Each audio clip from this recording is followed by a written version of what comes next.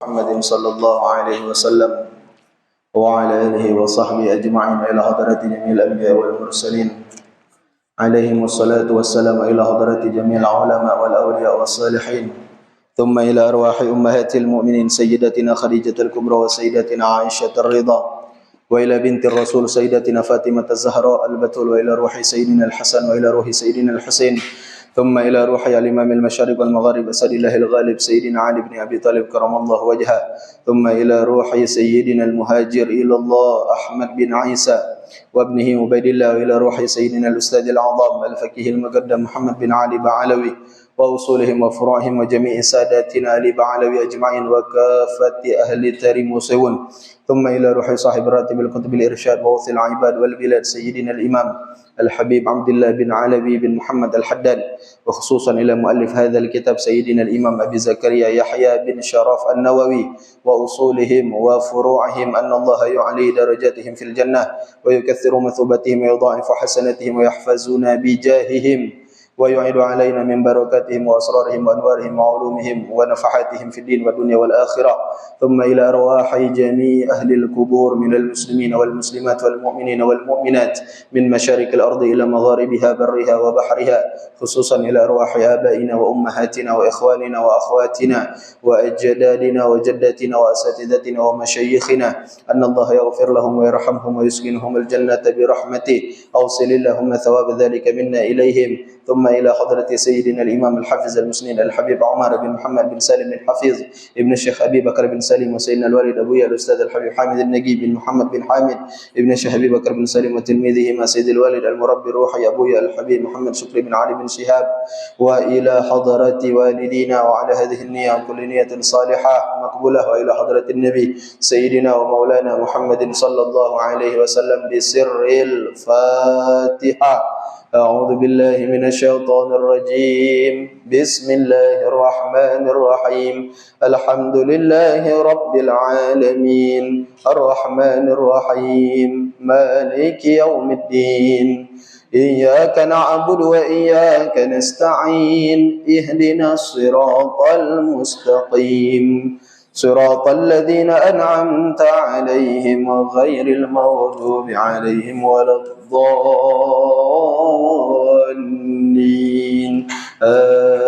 آمين. السلام عليكم ورحمة الله وبركاته.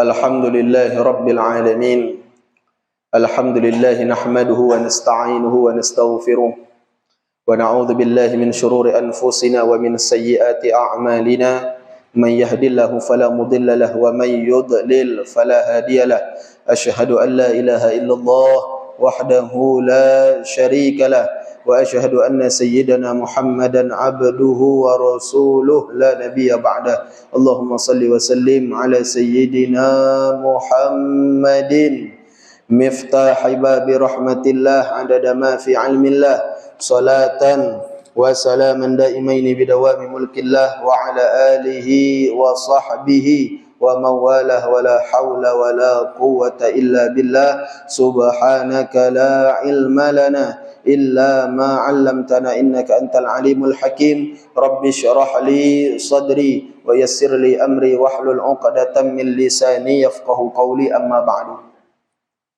Alhamdulillah, segala puji bagi Allah Subhanahu wa taala dengan segala nikmat pemberian Allah kepada kita yang tak pernah putus dan termasuk di antara nikmat Allah yang sangat besar Allah kembali mengumpulkan kita pada malam hari ini di rumahnya Allah setelah kita melaksanakan kewajiban kita sebagai hamba Allah menunaikan solat maghrib berjamaah, kemudian kita lanjutkan dengan menggelar majlis ilmu, mendengarkan hadis-hadis baginda Nabi Muhammad sallallahu alaihi wasallam yang dikumpulkan oleh Al-Imam An-Nawawi di dalam kitab beliau Riyadhus Shalihin min kalami Sayyidil Mursalin.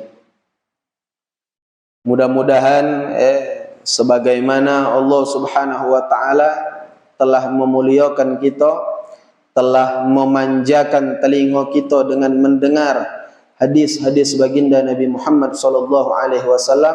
Allah juga memuliakan kita dengan memberikan taufik kepada kita agar dapat mengamalkan hadis-hadis baginda Nabi Muhammad sallallahu alaihi wa alihi wasallam. Amin ya rabbal alamin. Bapak Ibu jamaah yang dirahmati Allah Subhanahu wa taala, kita masih di dalam bab yang membicarakan tentang tauqirul ulama.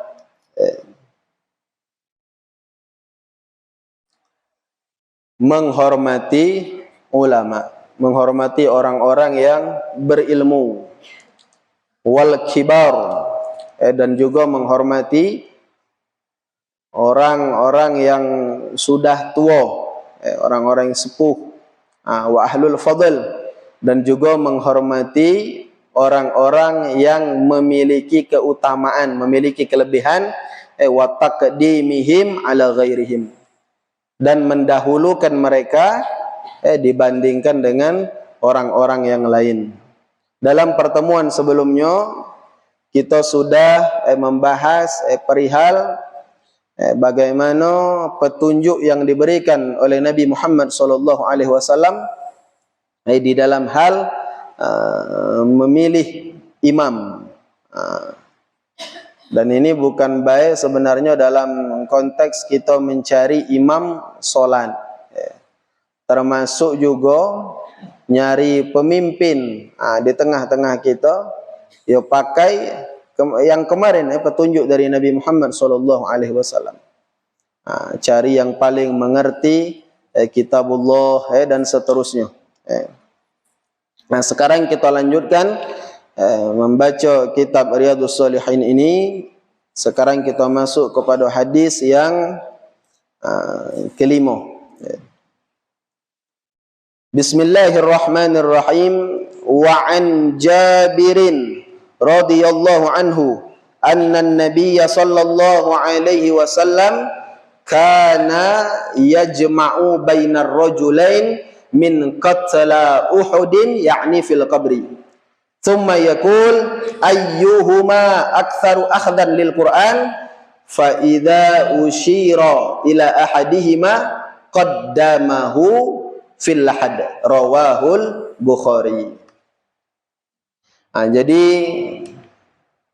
diriwayatkan dari sahabat Nabi yang bernama Sayyidina Jabir radhiyallahu an. Beliau berkata, sesungguhnya baginda Nabi Muhammad sallallahu alaihi wasallam yajma'u, mengumpulkan, menggabungkan, bainar rajulain, menggabungkan antara dua orang laki-laki, min qatla Uhudin, yang mana dua orang laki-laki ini terbunuh syahid dalam perang Uhud. Dikumpulkan oleh baginda Nabi SAW, digabungkan di mana maksudnya?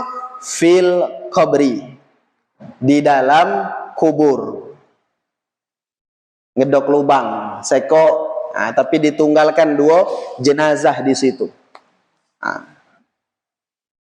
Kalau nurutkan hukum asalnya Bapak Ibu, ya ngabungkan dua mayit dalam satu lubang itu tidak diperbolehkan. Tak boleh. Kecuali dalam keadaan darurah, keadaan darurat. Contoh, yaitu nih dalam kasus perang. Lagi perang. Mana muat lubang sekok-sekok repot, tak kodak.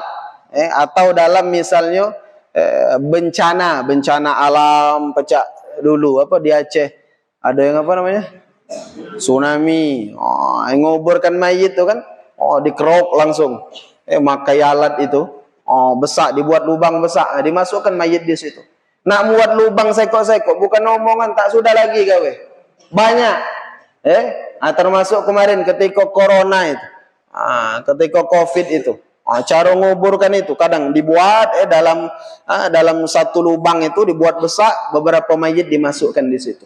Ini kondisi-kondisi yang darurat.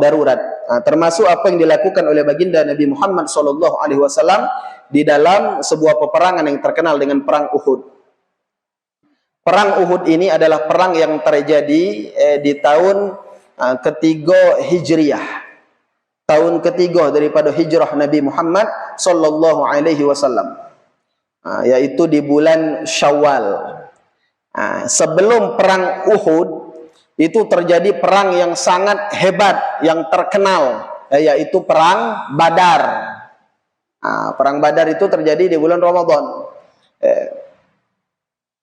Di situ orang-orang kafir kalah, Bapak Ibu, melawan kaum muslimin. Sehingga mereka ini nak malas dendam. Maka terjadilah kemudian perang Uhud. Yang pernah berangkat haji, pernah umroh, pernah itu ke medan Uhud, tempat di mana di situ terjadi perang Uhud. Mudah-mudahan kita berdoa seluruhnya disampaikan oleh Allah ke Uhud, ke medan Uhud, ke Madinah, pacak ziarah Nabi Muhammad SAW. Yang belum berangkat segera diberangkatkan oleh Allah. Yang sudah berangkat pacak ngulang lagi. Kaki umrah pergi dengan aku. Nak promosi itulah.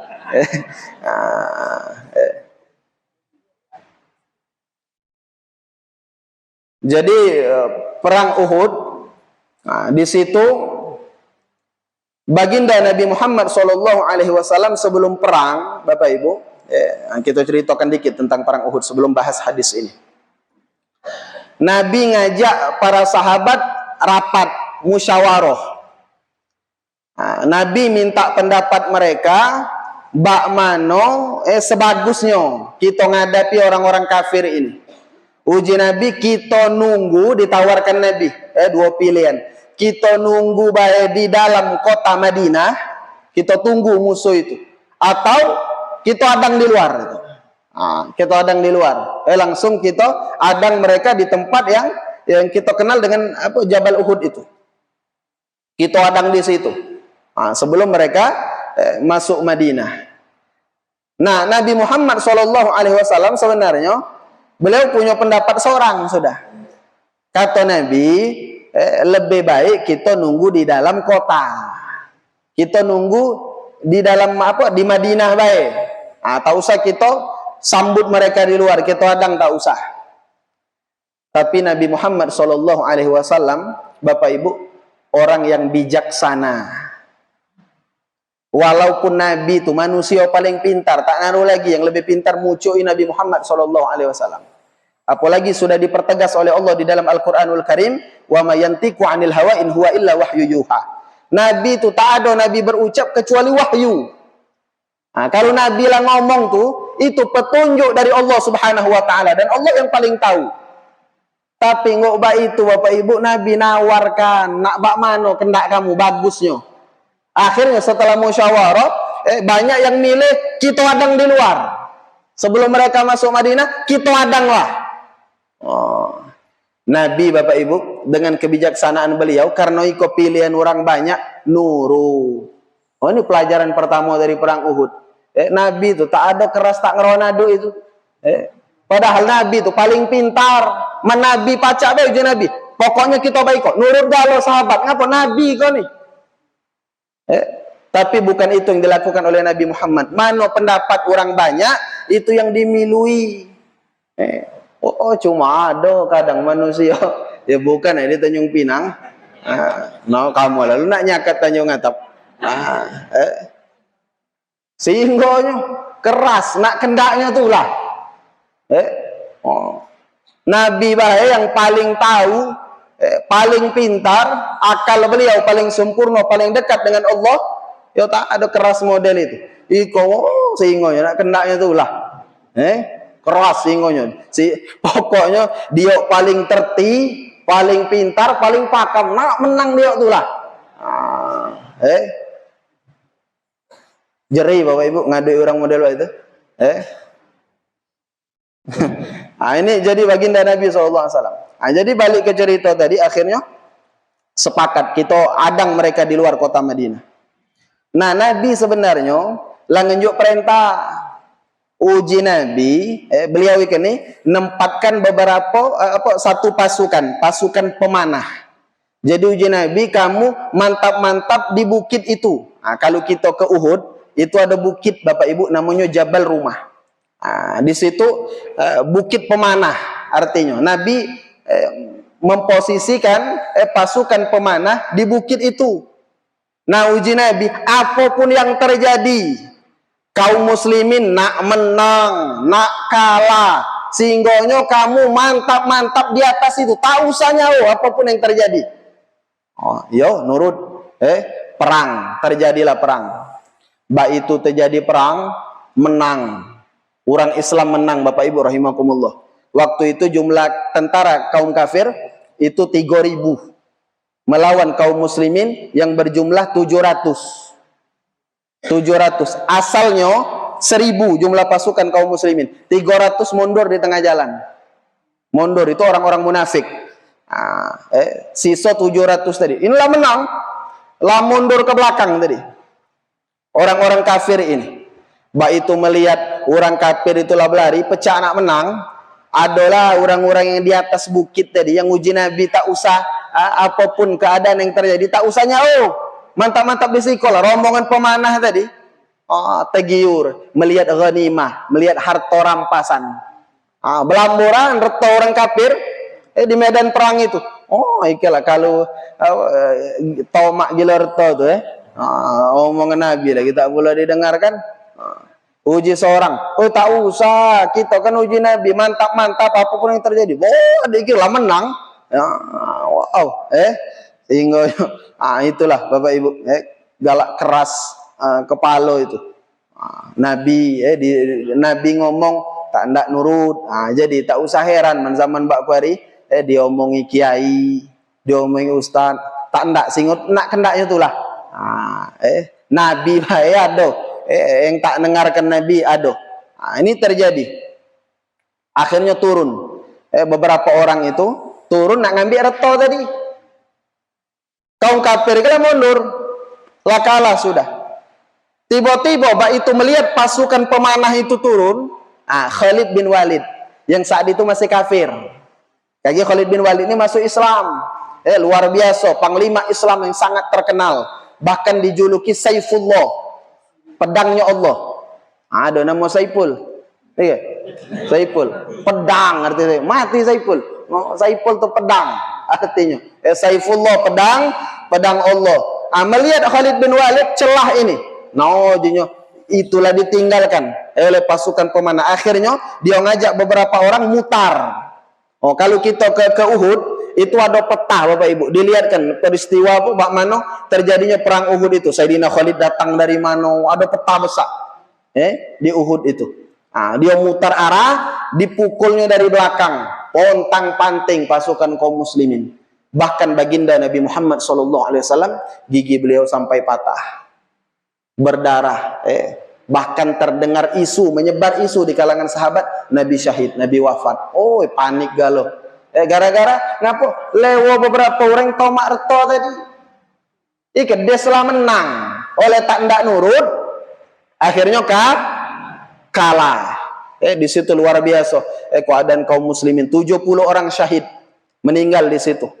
Dikuburkan di medan Uhud itu. Termasuk adalah yang syahid pada saat itu paman baginda Nabi Muhammad SAW, Sayyidina Hamzah radhiyallahu an. Yang disebut yang digelari Asadullah, singanya Allah. Jadi meninggal di situ. Gara-gara tadi tak ndak nurut omongan baginda Nabi Muhammad sallallahu alaihi wasallam. Kagi lengkapnya cerita perang Uhud ini kapan-kapan kagi kita ceritakan. Ini sekilas baik. Jadi balik ke hadis tadi, hadis tentang Nabi sallallahu alaihi wasallam mengumpulkan 2 orang yang syahid di perang Uhud itu dalam satu lubang. Nah, sebelum dikuburkan, sebelum dimasukkan 2 orang tadi ke kuburan, thumma yaqul, Nabi sallallahu alaihi wasallam bersabda, ayyuhuma aktsaru akhdhan lil Quran. Yang mana lah yang orang dua iko yang paling banyak hafal Quran? Ditanya Nabi. Dari orang dua yang meninggal yang nak kita kuburkan iko nih, yang mana yang paling banyak hafal Quran? Fa idza usyira ila ahadihima, ketika ditunjukkan yang iko yang paling banyak hafal Al-Quran, maka kemudian apa yang dilakukan oleh baginda Nabi SAW? Qaddamahu fil lahdi. Nabi SAW mendahulukan yang paling banyak hafal Al-Quran itu, dia dulu dimasukkan. Ini perlakuan baginda Nabi Muhammad SAW kepada orang alim, kepada orang yang hafal Al-Quran. Nah, sesuai dengan judul pembahasan kita ini, wa taqdimihim ala ghairihim, mendahulukan mereka, selalu mendahulukan mereka dibanding yang lain. Nah, bukan bedang hidup Nabi melebihkan mereka, Bapak Ibu, lah mati baik masih didulukan Nabi. Nak masuk lubang tu nah, didulukan Nabi, yang ikut dulu masuk. Ngapa? Lebih banyak hafal Quran. Jadi jangan disamakan antara orang yang berilmu dengan orang yang jahil, antara orang yang hafal Al-Quran dengan yang tak hafal. Jangan disamakan. Allah Subhanahu wa ta'ala membedakan kedudukan mereka. Baginda Nabi SAW membedakan kedudukan mereka. Nah, kita nganggapnya sama baik. Sama baik. Nah, cuma mana ada yang gerot yang kerak, gerot. Dulu kan. Itulah penyakit gitu. Nah, Nabi sampai mereka meninggal pun tetap mendahulukan yang lebih banyak hafal Al-Quran. Dan disebutkan di dalam kitab Dalilul Falihin, dimasukkan yang satu ini ke dalam lubang, ila jihadil kiblah. Posisinya yang paling dekat ke arah kiblat. Ke arah kiblat. Kan kita ni mayit tu ngadap kiblat. Nah kira-kira yang didulukan masuk ini paling buncu, paling mepet ke kiblat. Agar ngapa Bapak Ibu? Seolah-olah dia itu tetap jadi imam. Lah meninggal lah dalam kubur masih dia imam. Ngapa? Lebih banyak hafalan Al-Quran. Jadi itu. Bagaimana Nabi Muhammad SAW mengajarkan kita untuk memuliakan penghafal Al-Quran. Itu. Kemudian hadis berikutnya. Wa an ibni Umar radhiyallahu anhuma anna an-nabiy sallallahu alaihi wasallam qala arani fil manami atasawwaqu bisiwakin faja'ani rajulani ahaduhuma akbaru minal akhar fanawaltu siwakal asghar faqila li kabbir fadafa'tuhu ilal akbari minhuma rawahu Muslim musnadan wa rawahul Bukhari ta'liqan.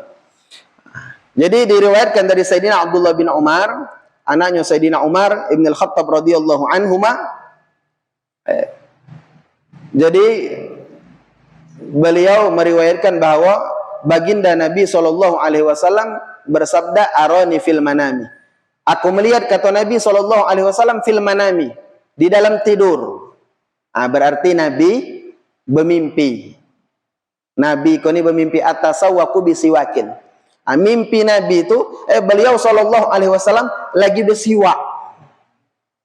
Lagi pakai siwak kan. Siwak. Aku ban lalu omeogol. Bapak Ibu jangan tinggalkan siwak. Baginda Nabi SAW bersabda, raka'atani bisiwak. Mayang 2 rakaat dengan siwak khairun, lebih baik.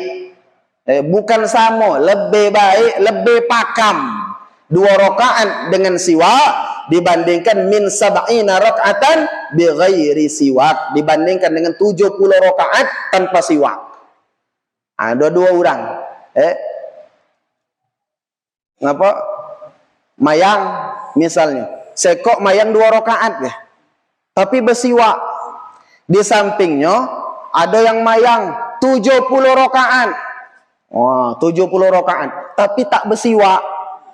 Di sisi Allah Subhanahu wa taala, mana yang lebih hebat, yang lebih pakam? Yang mayang 2 rakaat tapi bersiwak. Nah, ini pentingnya ilmu Bapak Ibu rahimakumullah. Kemarin sudah kita sampaikan naumul alim, kata Nabi SAW, tidurnya orang yang berilmu afdal, lebih utama min ibadatil jahil, daripada ibadahnya orang yang jahil. Bagaimana cerita? Tidurnya orang yang berilmu lebih baik dari ibadahnya orang jahil. Jadi kalau Bapak Ibu, ku contohkan. Ini kisah nyata. Terjadi. Jadi ada yang uji aku galak meranapi orang tu napi orang. Ikan di masjid. Masuk masjid. Adalah ikan betapa pentingnya ilmu itu. Bahwa ilmu itu lebih baik daripada ibadahnya orang jahil. Jadi ada dua orang. Sekok ni dia jahil, tak berilmu. Sekoknya lagi berilmu. Sama-sama masuk ke dalam masjid. Yang sekok itu ni mayang tahiyat. Mayang tahiyat. Sudah mayang tahiyat, 2 rakaat, dia duduk di masjid tadi. Nah, adalah yang sekok tadi masuk ke masjid sama. Mayang tahiyat juga. Mayang tahiyat. Sudah mayang tahiyat, yang sekok tadi kan duduk. Dia ikon dah duduk, ngapa? Mayang pulo. Ya boleh pun gitu. Ya boleh kan mayang solat sunnah mutlak. Sebanyaknya boleh. Nak 100 rakaat, nak 1000 rakaat diatur, mana sanggup. Orang ni kegalaan mayang tadi, hobi ibadah tadi luar biasa. Sudah 2 rakaat, mayang pulo. Yang sekok tadi duduk, mayang pulo. 4 rakaat. Sudah 4 lah mayang pulo. Macam je kita pakam buat iko. Zahirnya yang mana lah kita lihat, pecahnya lebih pakam yang mayang berulang-ulang tadi dibandingkan yang sekok tadi. Sudah mayang 2 rakaat dia duduk, tapi ternyata di sisi Allah mana lebih mulia yang duduk tadi. Kenapa? Yang duduk tadi Bapak Ibu dia punya ilmu. Dia punya ilmu. Yang mayang 6 rakaat tadi, dia mayang tuh model itu. Yang galak apa kecontohkan do payah nak berdiri Nah baik kira-kira apa? Mayang ruku ni. Setelah ruku tu kan i'tidal. Yang namanya i'tidal tu berdiri tegak lurus, balik ke posisi awal. Nah orang ikon ni mayang belumlah tegak lurus. Model ikan. Nah agar anu ni nah mayang ruku. Dia mayang ruku, berangkat tadi. Belumlah lurus, tegak baik kok. Dialah sujud langsung. Kira-kira mayang model itu sah apa tak ada? Mayanglah 1000 rakaat tak sah. 1 rakaat pun tak sah. Kenapa? I'tidal turukun. I'tidal turukun. Yang namanya i'tidal tu badan ni kena tegak lurus. Dia tadi retinya tak naruh i'tidal. Mayang tadi, maka mayanglah 1000 rakaat jere bae. 1 pun tak sah. Bandingkan dengan yang duduk tadi. Yang duduk tadi alim. Dia sudah mayang cukup 2 bae. Baik itu duduk, dia berniat i'tikaf. Nawaitul i'tikaf fi hadzal masjid. Madumtu fi sunnatan lillahi ta'ala. Dia niat i'tikaf di masjid itu. Dan dia niat menunggu datangnya waktu sholat. Nunggu orang ngebang. Dan Nabi SAW bersabda, siapa yang duduk di masjid, nunggu datangnya waktu sholat, Bapak Ibu, selama dia duduk, sampai waktu sholat datang, dia terhitung orang yang sholat. Jadi, walaupun duduk, dicatat oleh malaikat, mayang terus. Mayang terus. Ngapa? Tahu di ilmu. Jadi dia hendak mayang, duduk baik, duduk tapi berniat nunggu datangnya waktu sholat. Jadi selama dia duduk tuh bisa jadi terkantuk. Dia tadi terhitung di sisi Allah mayang terus. Nah, yang mayang tadi lemang tak berhenti lagi. Ternyata 1 rakaat pun tidak diterima oleh Allah Subhanahu wa taala. Jadi baiklah kira-kira gambaran hadis Nabi, tidurnya orang yang berilmu lebih afdal di sisi Allah, lebih mulia dibandingkan dengan ibadahnya orang yang jahil, yang tak berilmu. Nah, maka penting kita punya ilmu. Balik ke siwak tadi. Jadi memang siwak ini sesuatu yang azim, sesuatu yang besar di sisi Allah Subhanahu wa taala, sehingga 2 rakaat dengan siwak lebih baik di sisi Allah daripada 70 rakaat tanpa siwak. Bagaimana kamu beli siwak? Geraganya paling berapa? Mayang. Sebelum mayang bersiwak lain.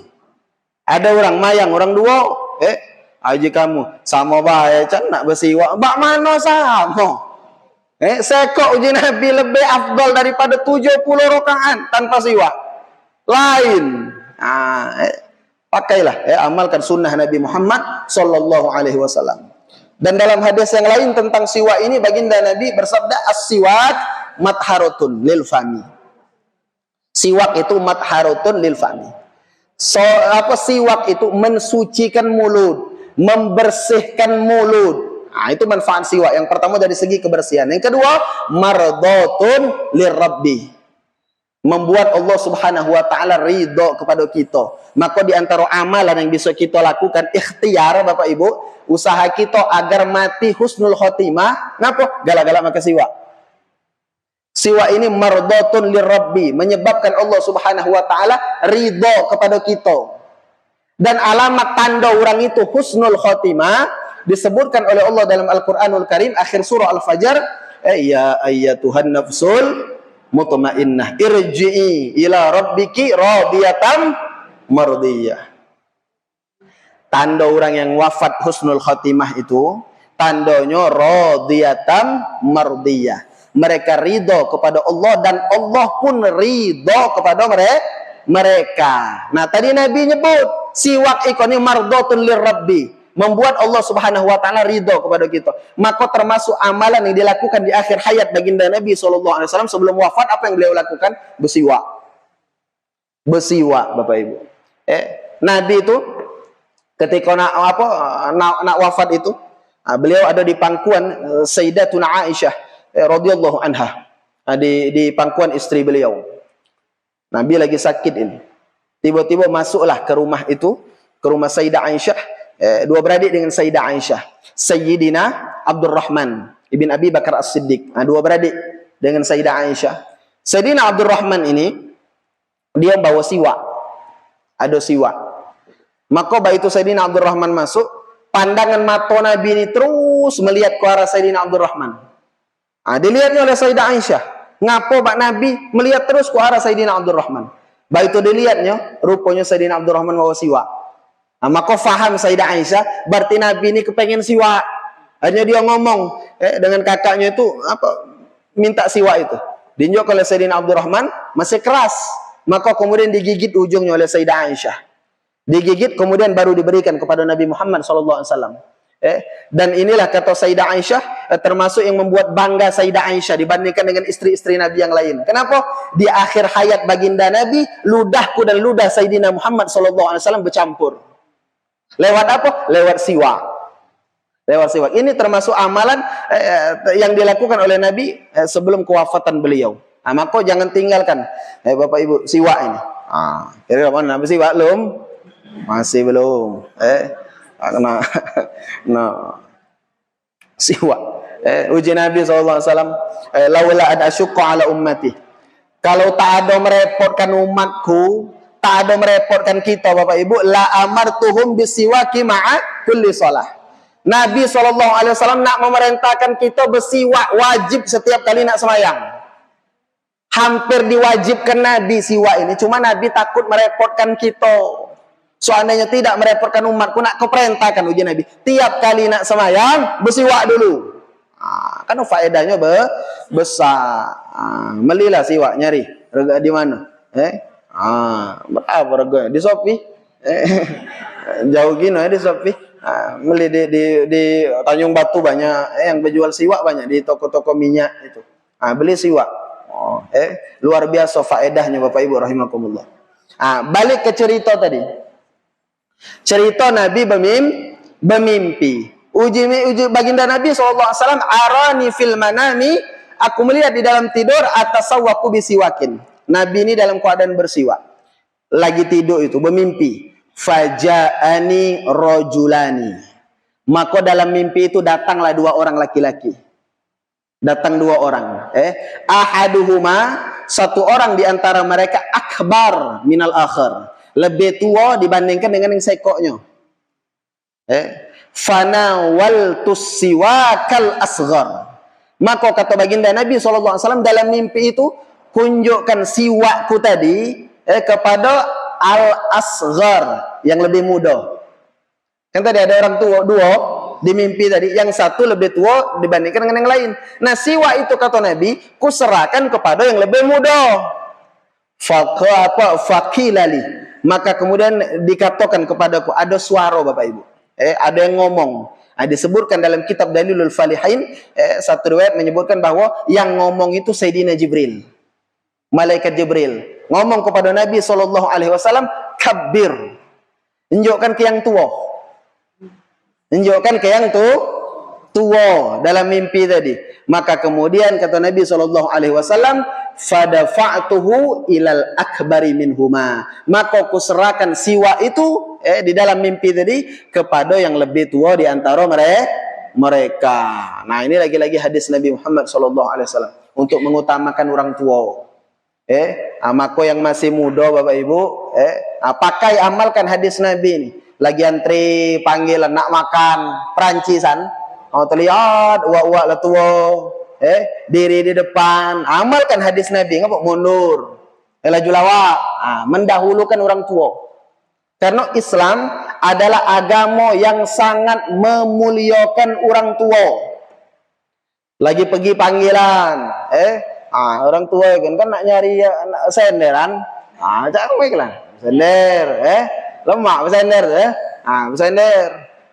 Adalah kita misalnya bersender, tiba-tiba datang orang tua, datang terlambat, duduk dianya, pacak-pacak, melihat ada orang tua, dulu kan dia, laju lawak kamu bersender. Kita masih sehat, masih muda, orang lah tua ya, cara lah tua, pinggang sakit pinggang, banyaklah.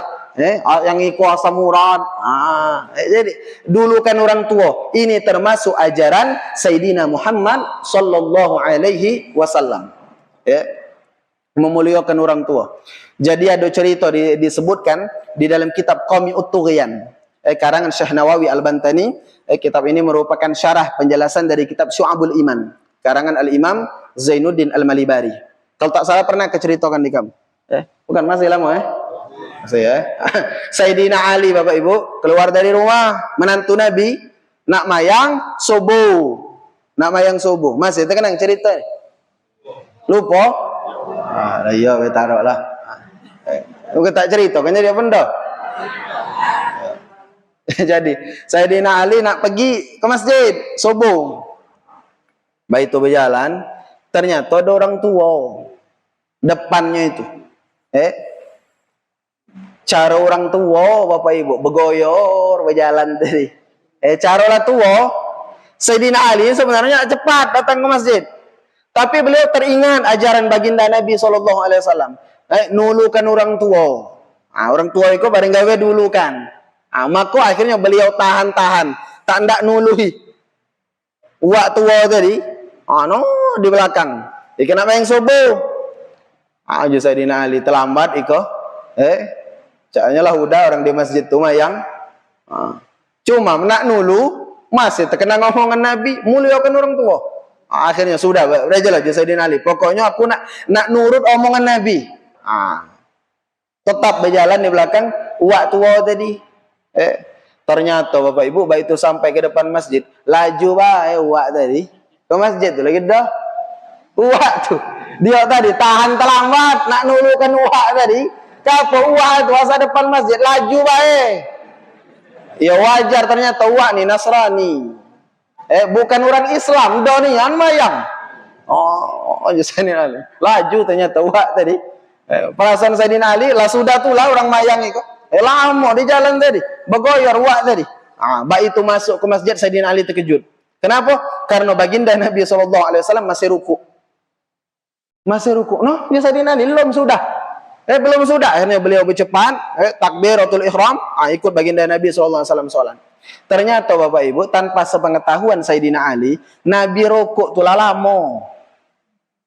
Nabi rukuk tu lama. Bahkan sahabat yang bermakmum dengan Nabi SAW di pagi itu, heran juga, ngapa bak kali kini lama? Biasanya, Nabi apa mayang, lama. Hari itu lama. Nah setelah sholat, Nabi baru bercerita. Sebenarnya aku tadi kira-kira lama nak berangkat, tiba-tiba datang malaikat Jibril. Ditekannya, di siku Nabi itu ditekannya pundak Nabi, agar Nabi jangan berangkat dulu. Setelah sholat baru ditunjuk tahu Sayyidina Jibril, malaikat Jibril. Kenapa beliau tekan itu? Diperintahkan Allah agar nunggu Sayyidina Ali. Sayyidina Ali belum datang, terlambat. Jadi ditahan oleh malaikat Jibril rukunya. Kenapa ketika ruku? Kan patokan kita Bapak Ibu dapat serakaat itu kalau dapat ruku bersama imam. Kalau kita masih sempat ruku dengan imam, maka dapat rakaat itu. Ditahannya oleh Sayyidina oleh malaikat Jibril. Agar Sayyidina Ali masih sempat bermakmum kepada baginda Nabi Muhammad SAW. Dan ternyata yang diperintahkan oleh Allah Subhanahu Wa Taala bukan cuma Sayyidina Ali. Bukan cuma malaikat Jibril, tapi malaikat Mikail juga. Kalau malaikat Jibril diperintahkan oleh Allah menahan Nabi agar tak ada segera bangkit ruku, malaikat Mikail diperintahkan oleh Allah Subhanahu Wa Taala agar ngapa? Nahan matahari, jangan dulu nimbul. Wah, keramatnya Sayyidina Ali. Jadi desnya pagi itu lama terang. Urung terang. Ngapa? Ditahan malaikat Mikail kayak dulu nimbul matahari. Karena ngapa? Memuliakan Sayyidina Ali. Sayyidina Ali yang telah memuliakan orang tua. Kristen yang dimuliakan nih Kristen. Bak mano man dimuliakan tu orang Islam. Orang tua lah Islam. Bukan pula orang lain kena itu orang tua tadi. Orang tua diri seorang. Bapak kita, umat kita. Oh pasti Allah Subhanahu Wa Taala akan memuliakan kita karena telah memuliakan orang tua. Kami punya guru Bapak Ibu rahimakumullah, Sayyidul Walid Habibana Muhammad Syukri bin Ali bin Syihab. Beliau itu paling senang kalau misalnya diundang ke acara, di acara itu masih banyak orang tua. Senang beliau. Kenapa? Karena kata beliau kalau masih banyak orang tua, pertanda tempat itu masih banyak berkahnya. Masih banyak berkahnya. Aku terkenang dulu galak lagi kecil tuh, apa mayang Jumat di sop pertama, sop kedua berbaris gede-gede tua tuh, orang-orang tua tuh. Bak kari ke Bapak Ibu asak mayang, melihat sekeliling, tak pati naruh lagi yang tua tuh, semudah. Bapak Ibu sebudaan tuh tak lemak. Apan gawe tuh tak dimasuki orang tua, rasa taan. Kurang sempurna. Maka bersyukurlah kita kalau di tempat kita masih banyak orang tua. Tanda kampung kita ini masih banyak berkahnya. Orang tua tuh tak usah seru ngapa-ngapa, tak usah seru berdoa misalnya. Dia duduk lah, dia tuh duduk, betul cugoknya dia tuh mengundang rahmat Allah Subhanahu Wa Taala, ngundang berkah. Adanya tua orang-orang tua tadi. Maka kita harus memuliakan mereka. Ajari Bapak Ibu, anak kita, cucu kita muliakan orang tua. Kadang kami melihat, ya Allah, sedih. Terutama kalau lagi raya. Yang muda-muda salaman dengan orang tua, yang lebih tua dari dia. Salaman tadi, tulen salaman dengan kanco. Baik kau baik, nyium tangan dah. Pucak sujo ada men. Salaman ujuk pucak sumoran. Kita nih tak usah yang tua nih, yang tua lebih dikit dari kita. Diajarkan kita cium tangan, muliakan mereka. Ngapa? Orang ini lebih tua dari diri. Walaupun barangkali orang itu tak naruh lebihnya dalam hal ilmu, dalam hal ibadah dibandingkan dengan yang muda tadi, tapi paling tidak Bapak Ibu tua mereka hormati. Tuanya mereka tuh hormati. Menghormati orang tua. Belum habis? Belum, Makanya dulu guru kami mengajarkan kita Bapak Ibu agar punya cara pandang yang bagus mandang orang. Cara kita mandang orang nih agar tak ada jadi orang sengak, sombong, merasa diri lebih hebat, lebih pakam. Kata guru kami dulu, kalau kamu bertemu dengan orang yang pintar, yang lebih pintar dari kamu, maka yakinilah orang itu lebih baik dari kamu. Kenapa? Kita ibadah dengan kebodohan kita. Dengan kejahilan kita, tak naruh ilmu. Orang tadi ibadah dengan ilmunya, maka pasti benar orang tadi lebih pakam dari kita di sisi Allah Subhanahu Wa Taala. Itu kalau kamu bertemu orang pintar, kata guru kami. Tapi sebaliknya, Kalau bertemu orang yang pintarlah kamu dari dia, kurang pintar, tetap pandang apa? Mereka lebih baik dari kalian. Mau bak mana pula je kita? Cara pandangnya Bapak Ibu, kita menganggap bahwa orang tadi, dia kalaupun dia berbuat dosa sesuai, ngapa? Jahil. Tak tahu apa, tak tahu di ilmu, tak tahu di hukum. Nah, kita berbuat dosa dengan pengetahuan kita, dengan ilmu kita. Maka mulia mana di sisi Allah? Mulialah dia. Dia buat dosa karena tak tahu, dia tahu tapi masih buat dosa. Mulia mereka, kata guru kami. Baik itu pun ketika kita bertemu orang yang lebih tua dari kita, yakini mereka lebih baik dari kita. Kenapa? Orang itu lahir lebih dulu dari aku, lebih tua dari aku, pasti ibadatnya lebih banyak dari aku. Nah, itu tiap kali bertemu orang tua. Kalau bertemu budak yang lebih muda dari kita, yakini pula dia lebih hebat dari kita. Kenapa? Budak ini lahir dulu aku, lebih muda dari aku, maka pasti dosanya lebih dikit dari aku. Jadi Bapak Ibu bertemu orang bak mana dia tidak memberikan kesempatan kepada dirinya merasa lebih dari orang. Selalu lebihlah orang dari dia. Banyak para wali-walinya Allah, kekasihnya Allah, jadi wali itu, jadi kekasih Allah bukan karena banyaknya ibadat, tapi karena narwati model baik nih. Narwati bersih, selalu memandang orang lain lebih baik dibandingkan dengan dia. Nah, jadi live caknya. Kaki pula. Jadi itulah kira-kira cerita malam kini.